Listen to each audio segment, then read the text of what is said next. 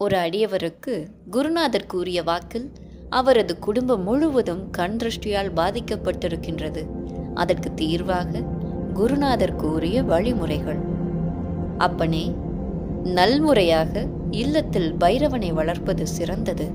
வீட்டில் கருங்காலி கட்டையை ஏதாவது ரூபத்தில் வைத்துவிட அப்பனே.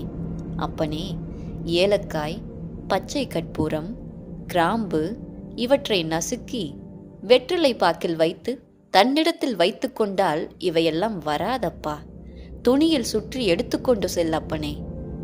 ஏலக்காய், பச்சை கற்பூரம், கிராம்பு இவற்றை பொடியாக்கி வெற்றிலை பாக்கில் மடித்து வைத்து ஒரு சிறிய துணியில் கிளி போல சுற்றி வெளியே செல்லும் பொழுதும் தொழில் மற்றும் எல்லா காரியங்களுக்கும் செல்லும் பொழுதும் தன்னுடன் வைத்து கொண்டு சென்றால் கண் திருஷ்டி, எதிர்மறை ஆற்றல் அண்டாது.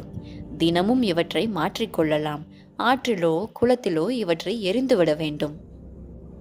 அது மட்டும் இல்லாமல் பேய் விரட்டி மூலிகையும் கூட வைத்துக் கொள்ளலாம் என்பேன் அப்பனே.